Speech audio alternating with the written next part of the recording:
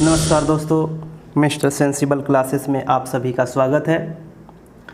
तो ये प्राचीन भारत की सीरीज़ चल रही है जिसमें हम लोग आज 7वां सीरीज़ में वैदिक सभ्यता के बारे में पढ़ेंगे। दोस्तों, अगर आप इस चैनल पर नए हैं तो इस चैनल को सब्सक्राइब कर लीजिए और अपने दोस्तों के पास शेयर कर दीजिए।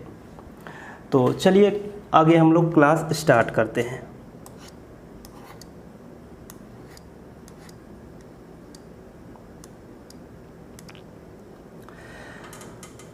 वैदिक सभ्यता, ठीक है। तो सिंधु सभ्यता के पतन के पश्चात भारत में जिस नवीन सभ्यता का विकास हुआ उसे हम लोग वैदिक सभ्यता कहते हैं। तो सैंधव सभ्यता के बारे में हम लोगों ने पिछले क्लास में पढ़ा है कि सैंधव सभ्यता जो थी वो नगरीय सभ्यता थी और आर्य आए और इस नगरीय सभ्यता को ध्वस्त कर दिए और एक नई सभ्यता का विकास किए जिसे वैदिक सभ्यता के नाम से जानते हैं, ठीक है। तो ये जो आर्य हैं, आर्य शब्द का जो अर्थ होता है वो श्रेष्ठ होता है या उत्तम होता है या उत्कृष्ट होता है, ठीक है।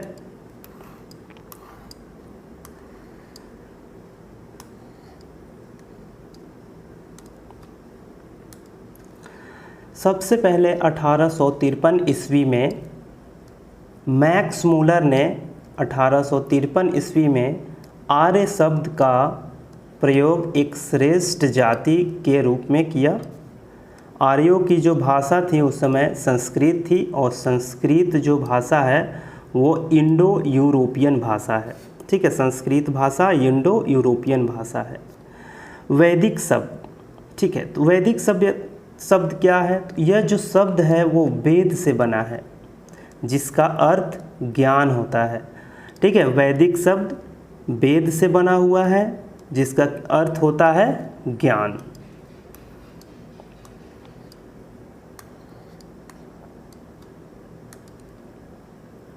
अब इसमें आगे हम लोग पढ़ेंगे कि ऋग्वेद। तो ऋग्वेद की जो रचना होती है वो इसी काल में होती है, ठीक है। तो ऋग्वेद से भारत में आर्यों के आने की जानकारी मिलती है। तो सर्वप्रथम आर्यों के बारे में अगर जानकारी मिलती है वो ऋग्वेद से मिलती है, ठीक है। ऋग्वेद में 36 बार आर्य शब्द का उल्लेख किया गया है। कितना बार किया गया है? 36 बार। तो सर्वप्रथम आर्यों के भारत आने की जानकारी ऋग्वेद से हमें प्राप्त होती है और ऋग्वेद में 36 बार आर्य शब्द का उल्लेख किया गया है। आर्यों के अन्य नाम भी देख लेते हैं। जो आर्य है इसके जो नाम कहाँ कहाँ मिलते हैं, तो एक हिती शिलालेख है अनातोलिया में, कासिट शिलालेख है इराक में, मितानी शिलालेख है सीरिया में। इन तीनों शिलालेखों में आर्यों के नाम का उल्लेख मिलता है, ठीक है।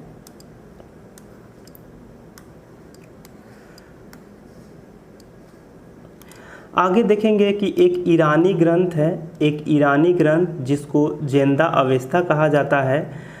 इस ग्रंथ में इंद्र एवं वरुण जैसे देवताओं का वर्णन है, ठीक है। जेंदा अवेस्ता एक ईरानी ग्रंथ है जिसमें इंद्र एवं वरुण जैसे देवताओं का वर्णन है।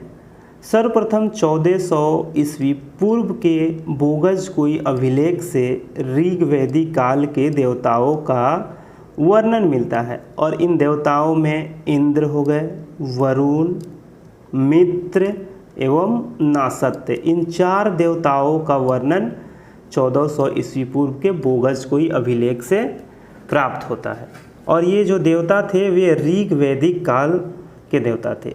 आगे चल कर के अध्ययन के अनुसार वैदिक काल को 2 भागों में विभाजित कर दिया जाता है, जिसमें से पहला जो भाग होता है उसे हम लोग ऋग्वैदिक काल कहते हैं या फिर पूर्व वैदिक काल कहते हैं और दूसरा जो काल होता है उसे हम लोग उत्तर वैदिक काल कहते हैं।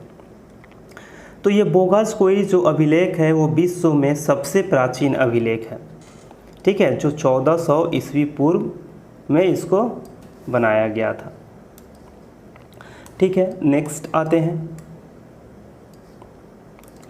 तो देख लेते हैं क्या आगे जो है आर्यों का मूल निवास। तो आर्यों का मूल निवास कहाँ है, इसको लेकर के विभिन्न विद्वानों में मतभेद है।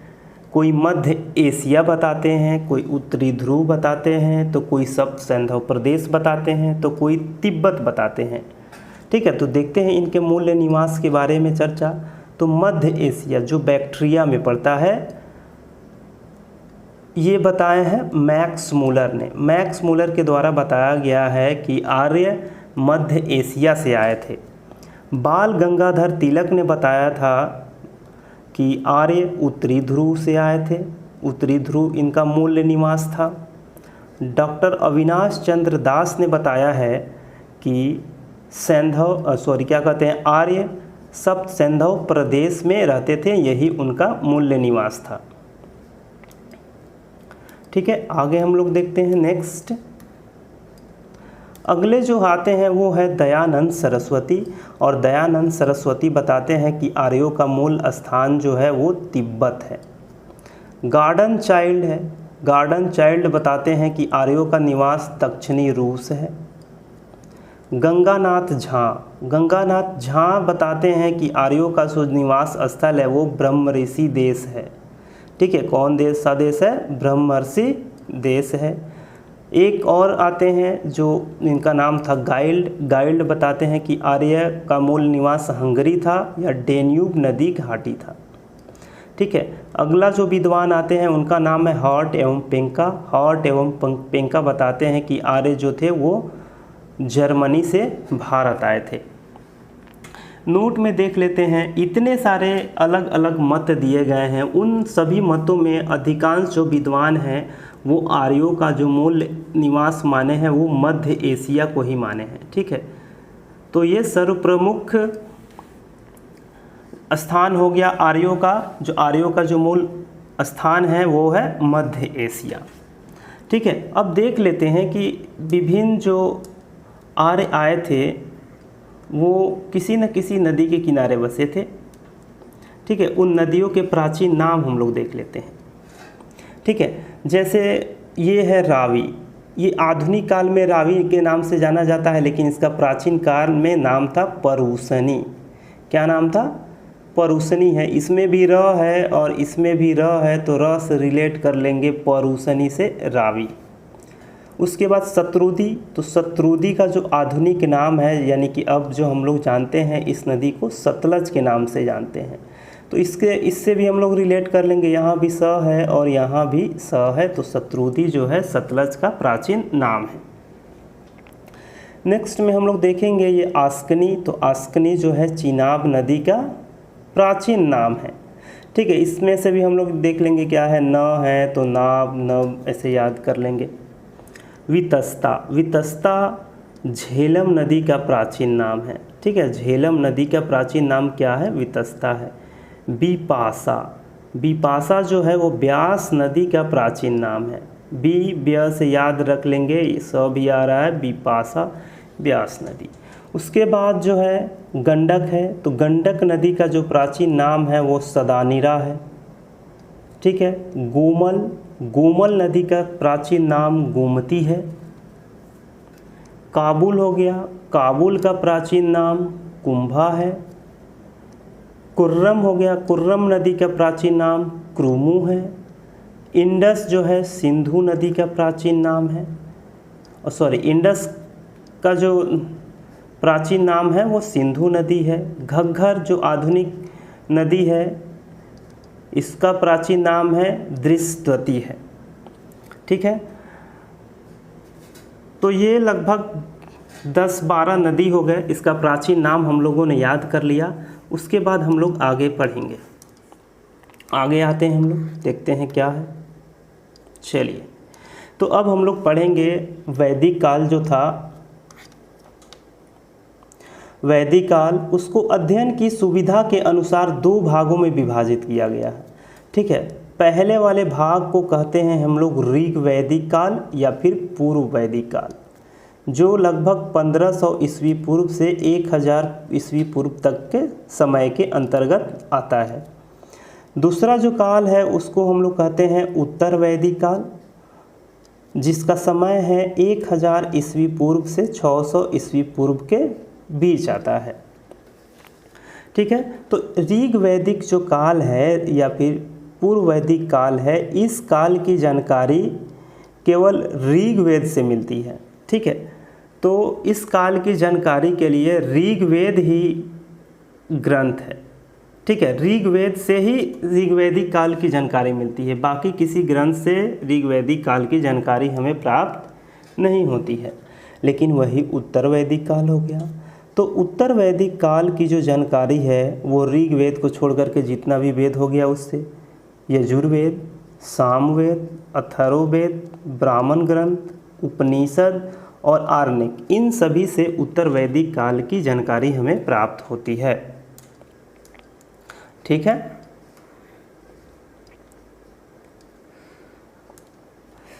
तो आर्यों का जो ऋग्वैदिक काल में विस्तार था वो अफगानिस्तान तक था, पंजाब, पश्चिमी उत्तर प्रदेश तक आर्यों का विस्तार था। यह ऋग्वैदिक काल में। लेकिन वही उत्तर वैदिक काल में जो उत्तर प्रदेश के जो पश्चिमी थे वो पूर्व तक फैल जाते हैं। गंडक नदी की पूर्व की ओर भी उनका विस्तार हो जाता है, और गंडक नदी है जो बिहार में बहता है, तो बिहार तक आर्यों का विस्तार हो जाता है। सतलज से यमुना तक का जो स्थान है उसे ब्रह्मवर्त कहते थे आर्य लोग। यमुना नदी से गंगा नदी तक का जो स्थान था उसे ब्रह्मर्षि देश कहते थे। संपूर्ण उत्तर भारत को आर्यावर्त कहते थे। ठीक है, मनु स्मृति में सरस्वती और दृशदती नदियों के बीच के स्थान को ब्रह्मवर्त कहा जाता था, और ये जो ब्रह्मवर्त था वही ऋग्वैदिक काल में आर्यों का प्रमुख केंद्र था। ठीक है, जो सरस्वती और दृशदती नदियों के बीच का स्थान ब्रह्मवर्त था, और ब्रह्मवर्त ही ऋग्वैदिक काल में आर्यों का मूल निवास था। ठीक है, देख लेते हैं। हिमालय एवं विंध्याचल पर्वत के बीच का जो देश का नाम दिया गया था आर्यों के द्वारा, वो नाम दिया गया था मध्य देश।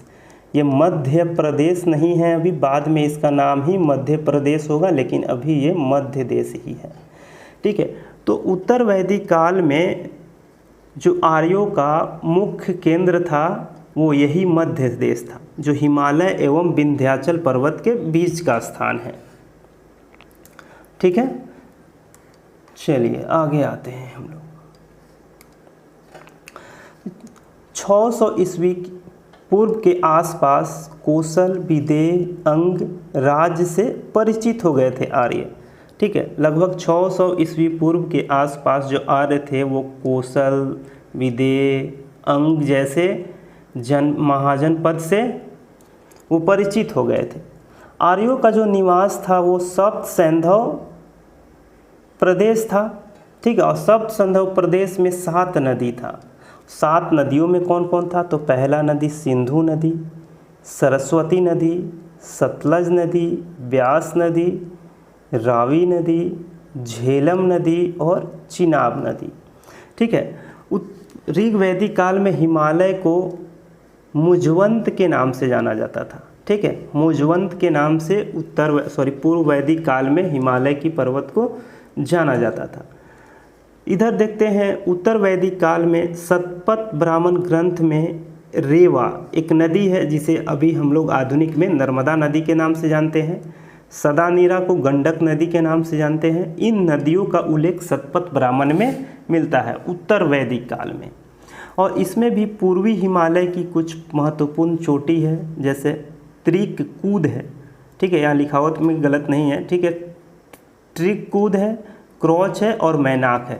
अब देख लेते हैं, यहाँ पूर्वी हिमालय की पर्वत चोटी है, मतलब जो आर्य हैं वो पूर्वी हिमालय के तरफ भी आ गए हैं। पहला जो था वो ये पश्चिम के तरफ वाला था। ठीक है, क्योंकि इस टाइम उत्तर प्रदेश के पश्चिमी भागों तक ही आर्य आ पाए थे। उत्तर वैदिक काल आते आते जो आर्य थे वो पूर्वी हिमालय की तरफ भी आकर के बसने लगे, जैसे बिहार में बसने लगे, गंडक नदी के पूर्वी एरिया में भी बसने लगे थे। ठीक है, चलिए हम लोग और आगे आते हैं।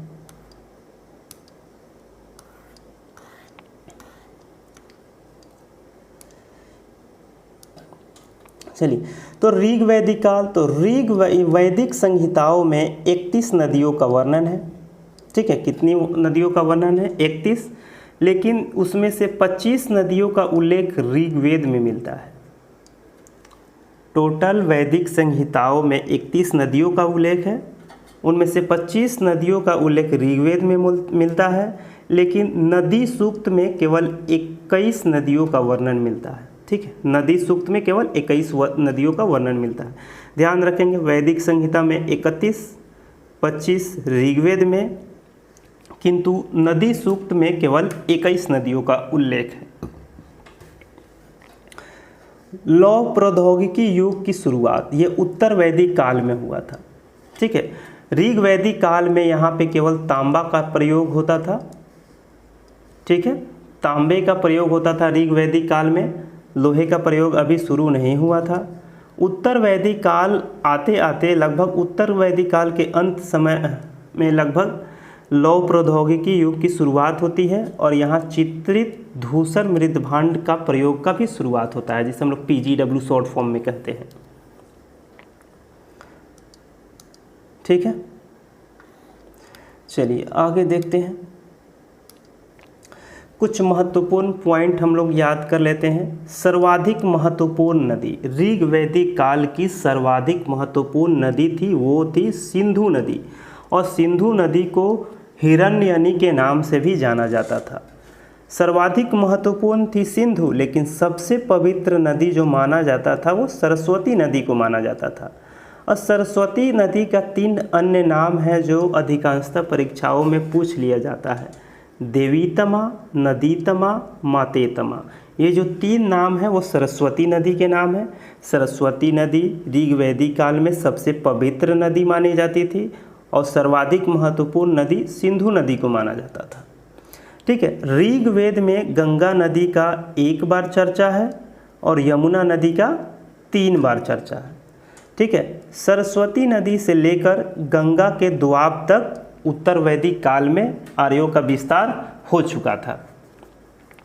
ठीक है, तो अब हम लोग वैदिक सभ्यता के, वैदिक काल के सामाजिक स्थिति के बारे में अध्ययन करेंगे। देख लेते हैं सामाजिक स्थिति। तो ऋग वैदिक समाज जो था वो पितृसत्तात्मक था। इससे पहले वाला जो सभ्यता आया था, जिसे हम लोग सिंधु सभ्यता कहते थे, वहाँ पर मातृसत्तात्मक समाज था, लेकिन यहाँ पर पितृसत्तात्मक सरकार था या फिर समाज था। पुत्र के जन्म की कामना थी। यहाँ समाज आर्यों एवं अनार्यों में विभाजित था। अनार्यों को दास या फिर दस्यु कहा जाता था। दासों का प्रयोग केवल घरेलू कार्यों के लिए ही किया जाता था। उत्तर वैदिक काल में भी पितृसत्तात्मक समाज था। पुत्र के जन्म की कामना यहाँ भी थी। कबीलाई जीवन का त्याग कर दिया गया। ठीक है, जो ऋग वैदिक काल में जो आर्य आए थे उस टाइम कबीला टाइप का रहते थे। ठीक है, एक कबीला के रूप में रहते थे, लेकिन उत्तर वैदिक काल आते आते जो यहाँ के निवासी थे वो कबीलियाई जीवन को त्याग कर देते हैं, और इस टाइम वर्णों का जो आधार हो जाता है वो जाति हो जाता है। ऋग वैदिक काल में जो वर्णों का विभाजन किया जाता था वो कर्म के आधार पर किया जाता था। ठीक है, कर्म के आधार पर किया जाता था, जिससे एक ही परिवार में कोई ब्राह्मण था, कोई क्षत्रिय था, कोई शूद्र था, कोई वैश्य था। ठीक है, लेकिन उत्तर वैदिक काल आते आते वर्णों में बहुत ही जाति के आधार पर वर्णों का विभाजन हो जाता है। ठीक है, यह मूलतः कबीलियाई जीवन जीते थे। ठीक है, यहाँ पहले ही बता दिया गया है कि कबीलियाई जीवन जीते थे। इसमें नो सोशल डिवीज़न था, कोई सामाजिक विभाजन नहीं था। लेकिन उत्तर वैदिक काल में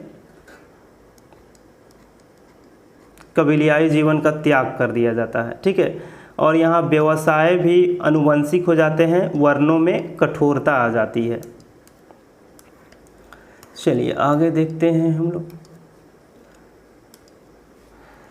तो यहाँ कर्म के आधार पर वर्ण व्यवस्था थी। एक ही परिवार के लोगों में कोई ब्राह्मण था, कोई क्षत्रिय था, तो कोई वैद्य था। ठीक ठीक है। लेकिन उत्तर वैदिक काल आते आते ये सभी जो वर्ण व्यवस्था है वो कर्म ना होकर के जाति पर हो जाता है। ठीक है, चलिए हम लोग आगे नेक्स्ट आते हैं, नेक्स्ट पेज पे।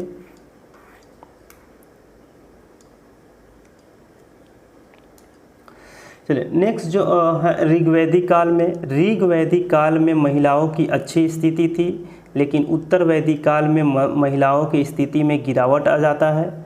यहाँ ऋग्वैदिक काल में सती प्रथा, प्रदा प्रथा, बाल विवाह का प्रचलन नहीं था, विधवा विवाह प्रचलित था, पुत्री को उपनयन एवं शिक्षा प्राप्त करने का अधिकार था। ठीक है, लेकिन ऐत्रेय ब्राह्मण में पुत्री को सभी दुखों का कारण बताया गया है। पुरुष अनेक पत्नियां रख सकता था, परंतु स्त्रियां नहीं रख सकती थी।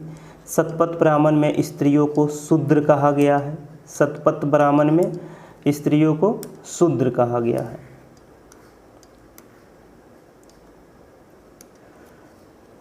ठीक है, इनमें देख लेते हैं जो ऋग्वैदिक काल की जो स्त्रियां थी उनमें महत्वपूर्ण जो हैं उनका नाम याद कर लेना है, जिन्हें शिक्षा का अधिकार था और शिक्षा भी पाई थी। जैसे लोपामुद्रा हो गई, घोषा हो गई, सिक्ता, अपाला एवं विश्ववरा। एक और यहाँ पे थोड़ा सा ध्यान रखने योग्य है कि आजीवन विवाहित रहने वाली महिला को अमाजु कहा जाता था। यहाँ अथर्ववेद में, उत्तर वैदिक काल में अथर्ववेद में बालिका के जन्म का निंदा किया गया है। मैत्रायणीय संहिता में स्त्रियों की तुलना धूत एवं मध्य से की गई है। ठीक है, उत्तर वैदिक काल आते आते महिलाओं का जो शिक्षा था, उपनयन का अधिकार छीन लिया जाता है। ठीक है, लेकिन कुछ विदुषी महिलाएं यहाँ पर उत्तर वैदिक काल में भी प्रसिद्ध हुई थी। उनमें मैत्रेयी हैं, गार्गी, कात्यायनी, गंधर्व एवं वेदवती प्रमुख है। स्त्रियों के लिए उपनयन संस्कार जो है उत्तर वैदिक काल में प्रतिबंधित कर दिया जाता है। वहतु एक शब्द है जो दहेज के लिए उपयुक्त होता था। महिलाएं युद्ध में भाग ले सकती थी। ठीक है, कुछ युद्ध में लेने वाली महिलाओं के नाम यहाँ पर बॉक्स में दिया गया है, जैसे शशियसी, मुद्गलिनी और विस्पला। ये जो महिलाएं थी वो युद्ध में भाग ली थी, लेकिन बाद में जो आता है उत्तर वैदिक काल, ये सब अधिकार महिलाओं से छीन लिया जाता है। ठीक है, शतपथ ब्राह्मण ग्रंथ में पत्नी को पति का अर्धांगिनी कहा गया है। ऋग्वेद में जायदस्तम पत्नी ही, जिसका अर्थ होता है पत्नी ही गृह है। धार्मिक एवं सामाजिक कार्यों में पत्नी जो है पति का भागीदार बनती थी। ठीक है, सभा में प्रवेश वर्जित कर दिया गया उत्तर वैदिक काल में। जैसे आगे हम लोग पढ़ेंगे कि सभा और समिति जो है वो प्रजापति की दो पुत्रियां थी जो राजा को शासन व्यवस्था में मदद करती थी। ठीक है, उत्तर वैदिक काल ऋग्वैदिक काल में दो प्रकार के विवाह प्रसिद्ध थे। ठीक है, उनमें एक है अनुलोम विवाह और दूसरा है प्रतिलोम विवाह। अनुलोम विवाह में उच्च वर्ग का जो पुरुष था वो निम्न वर्ग की महिला से विवाह करता था। प्रतिलोम जो विवाह था उच्च वर्ण की स्त्री निम्न वर्ण के पुरुष से विवाह करती थी। एक और शब्द है जिसको हम लोग भीषज कहते हैं, जो अश्विनी देवता का नाम है। ये वैद्य के देवता थे। और यहाँ पर एक रोग की चर्चा की गई है ऋग्वैदिक काल में, वो है एक्छमा, जिसे हम लोग तपेदिक कहते हैं। ठीक है, चलिए नेक्स्ट पेज पे हम लोग आते हैं। अब नेक्स्ट पेज पर हम लोग पढ़ेंगे वैदिक सभ्यता के राजनीतिक स्थिति के बारे में। ठीक है, तो ऋग्वैदिक काल में और उत्तर वैदिक काल में अलग अलग हम लोग पढ़ेंगे। आर्य 5 कबीले थे। आर्यों के कितने कबीले थे? 5 कबीले थे, जिनके राजा को गोप कहा जाता था, ये याद रखेंगे। और 5 कबीले को मिलाकर के पंचजन कहा जाता था। पंचजन, पहला था अनु, द्रुहु, पुरु, तुर्वर्ष और यदु। ये 5 जन आर्यों के कबीले थे। तो पहले बता दिया गया है कि ऋग्वैदिक काल में जो आर्य थे वो कबीले के रूप में रहते थे। उत्तर वैदिक काल में कबीला का विनाश हो गया। अब ये लोग अलग अलग रहने लगे। उत्तर वैदिक काल में क्षेत्रीय राजाओं का उदय हो गया, कबीले पर शासन करने वाला अब प्रदेश पर शासन करने लगा। राजा का पद वंशानुगत हो गया। पूछा जाएगा किस काल में राजा का पद वंशानुगत हो गया, तो उत्तर वैदिक काल में। सभा समिति का प्रभाव खत्म हो गया। एक और संस्था था जिसको विदत कहा जाता था, इसको पूर्णतः खत्म कर दिया गया। और प्रभावशाली जो वर्ग थे उनका वर्चस्व जारी हुआ। ठीक है। ऋग्वैदिक काल में प्रशासन की 5 इकाई थी। पहला था कुल, जिसके मुख्य को क्या कहते थे, कुलप कहते थे। ग्राम को ग्रामणी कहा जाता था। विष के विस्पति कहा जाता था। जन को जनपति कहा जाता था। राष्ट्र का जो प्रमुख होता था उसे राजा कहा जाता था। ठीक है। विदत पूर्णतः खत्म हो गया और प्रभावी वर्गों का वर्चस्व हुआ। प्रभावी वर्गों में पंचाल सर्वाधिक विकसित प्रदेश के रूप में उभर करके आया। ठीक है। चलिए नेक्स्ट में हम लोग देखते हैं आगे प्रमुख संस्थाओं के बारे में। ऋग्वैदिक काल के प्रमुख संस्था, तो पहला जो संस्था है विदत, दूसरा है सभा और तीसरा है समिति। तो विदत जो था वो सर्वाधिक महत्वपूर्ण संस्था था और सर्वाधिक प्राचीन संस्था भी था। और ये जो विदत था उत्तर वैदिक काल आते आते ये खत्म हो जाता है। विदत में महिलाएं भाग लेती थी और ऋग्वेद में इसका उल्लेख 122 बार किया गया है। ठीक है। दूसरा जो संस्था है उसका नाम है सभा। सभा का जो ऋग्वेद में उल्लेख है वो 8 बार है। यह कुलीन या वृद्ध लोगों की संस्था थी। न्यायालय या संसद के रूप में कार्य करती थी। इसके प्रधान को सभापति कहते थे और इसमें महिलाएं भाग लेती थी। तीसरा जो संस्था है उसका नाम है समिति। समिति का जो उल्लेख है वो ऋग्वेद में 9 बार किया गया है। ये केंद्रीय राजनीतिक संस्था थी। विष की संस्था थी। ये जनसाधारण लोगों की संस्था थी। राजा का निर्वाचन इसी के द्वारा होता था और समिति के प्रधान को ईशान कहा जाता था। ठीक है। समिति के प्रधान को क्या कहा जाता था, ईशान कहा जाता था।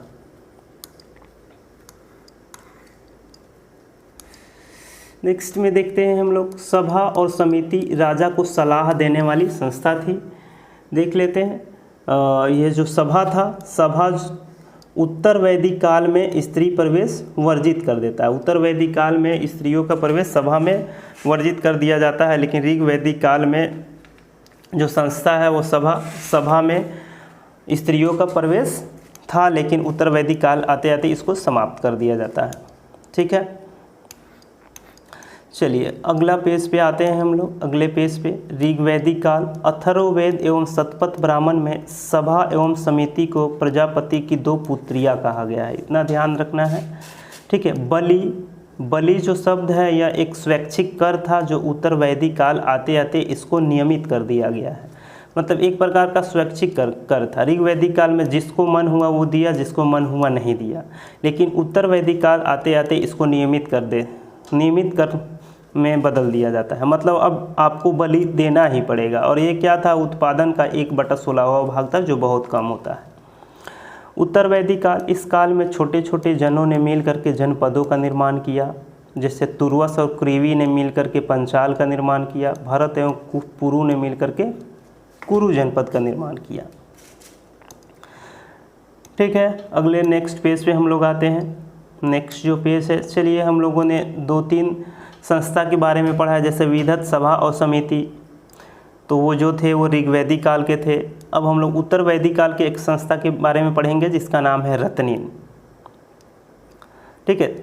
तो रत्निन जो था वो राजा के उच्च पदाधिकारी होते थे। कान में रत्न धारण करते थे और कुलीन वर्गों की यह संस्था थी। शतपथ ब्राह्मण में लगभग 12 रत्नियों का उल्लेख किया गया है।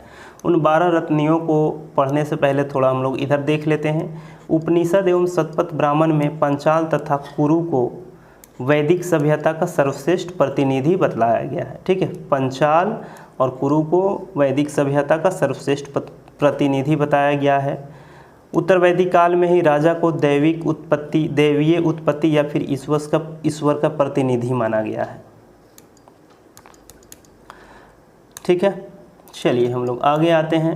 तो ये देख लेते हैं उत्तर वैदिक काल में जो उत्तर, ये देख लेते हैं, ये दिशा हो गया नॉर्थ, साउथ, ईस्ट, और ये हो गया वेस्ट, और ये हो गया मिडिल।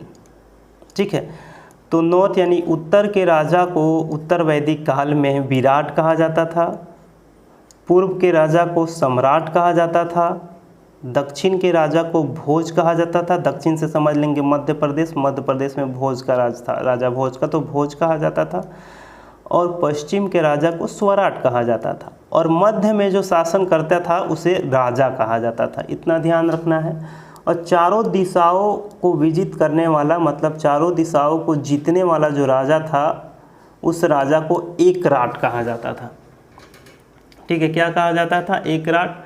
उत्तर में है, देख लेते हैं, उत्तर में ही पंजाब या फिर दिल्ली पड़ता है, और उधर ही विराट कोहली का निवास स्थान है, तो उत्तर से विराट का नाम याद रखेंगे। सम्राट जो है वो पूरब की तरफ, पूर्व के जो राजा थे उनको सम्राट कहा जाता था, और स्वराट पश्चिम वाले को कहा जाता था। स्वराज की प्राप्ति के लिए, जैसे अभी छावा मूवी आया है, छावा मूवी में संभाजी महाराज ने स्वराज का बात किया हुआ है, तो ये पश्चिम में पड़ता है, तो उससे हम लोग स्वराट की याद रख लेंगे।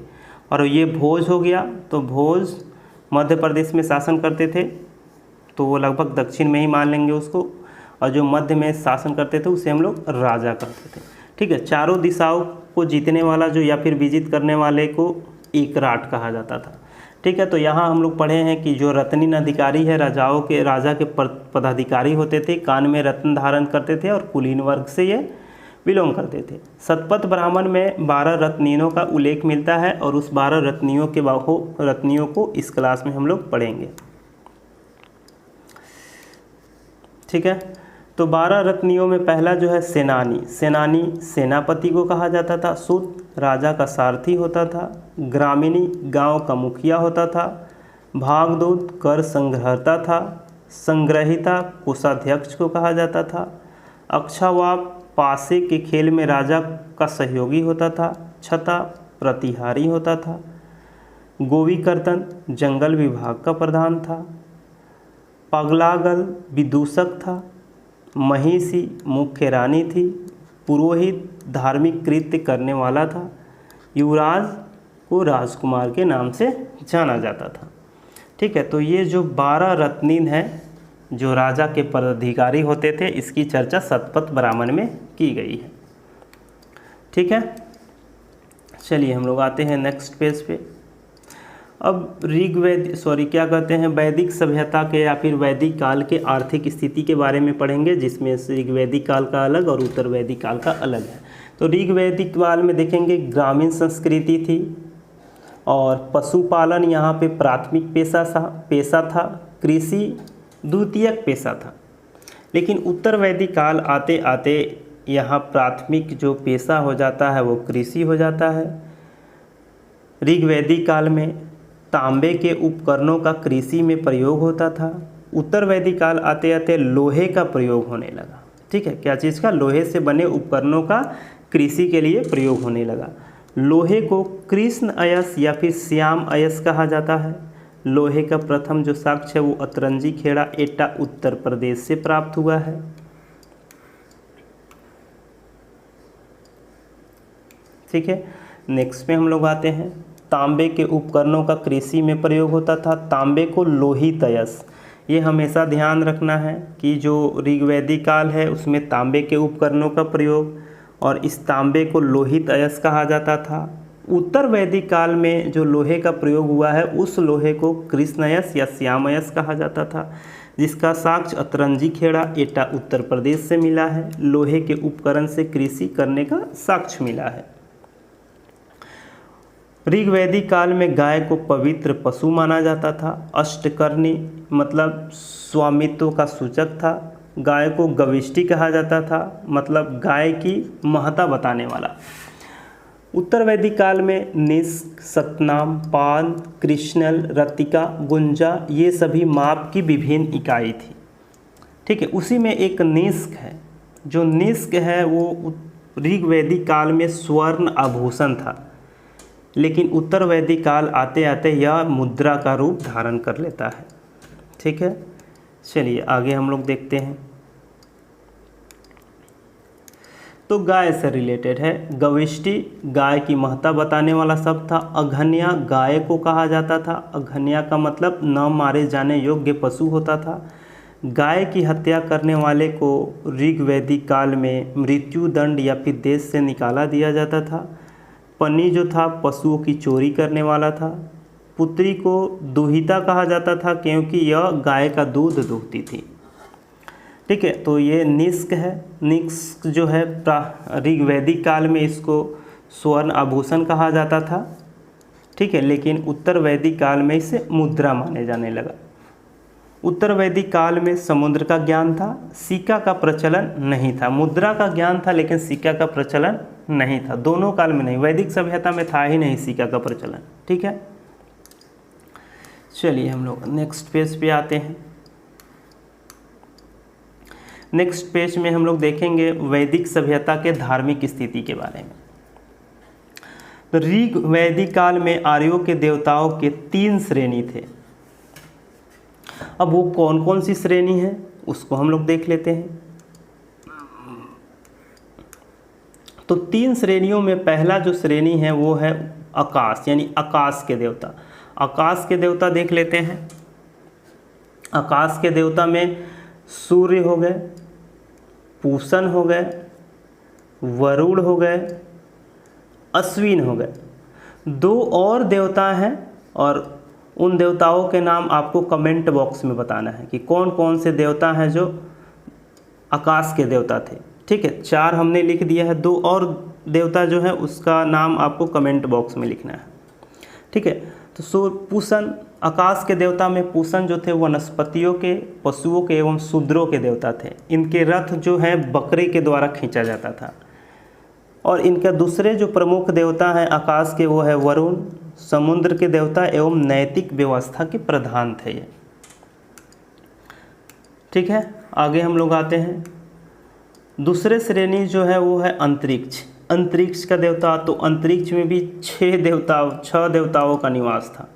ठीक है, कितने देवताओं को? 6 देवताओं का निवास। इंद्र, जो इंद्र थे सर्वाधिक महत्वपूर्ण देवता थे ऋग्वैदिक काल के। ठीक है, ये ऋग्वैदिक काल के सर्वाधिक प्रमुख है, लेकिन उत्तर वैदिक काल आते आते दूसरे देवता का वर्चस्व स्थापित हो जाता है। इन्हें विश्व का स्वामी एवं पुरंदर कहा जाता था। पुरंदर का मतलब किलों को तोड़ने वाला, या फिर युद्ध का देवता के रूप में माना जाता था। वर्षा का देवता के रूप में भी इन्हें माना जाता था। और ऋग्वेद में इनके लिए 250 सूक्त समर्पित है। ठीक है, इंद्र जो हो गए ऋग्वैदिक काल के सबसे महत्वपूर्ण देवता, लेकिन उत्तर वैदिक काल आते आते सबसे जो महत्वपूर्ण देवता हो जाते हैं वो हो जाते हैं प्रजापति, जिसको हम लोग आगे पढ़ेंगे। ठीक है, अब जो तीसरा श्रेणी के जो देवता हैं वो है पृथ्वी के देवता। और पृथ्वी के जो देवता हैं उनमें केवल 4 ही प्रमुख थे। उन चारों का हम लोग नाम देख लेते हैं। पहला है अग्नि, दूसरा है सोम, तीसरा है बृहस्पति और चौथे हैं पृथ्वी। अग्नि जो है दूसरा सर्वाधिक महत्वपूर्ण देवता है ऋग्वैदिक काल के, और इनके लिए ऋग्वेद में 200 सूक्तों का समर्पण किया गया है या फिर रचना किया गया है। ठीक है, अग्नि के लिए। चलिए हम लोग आते हैं नेक्स्ट पेज पे।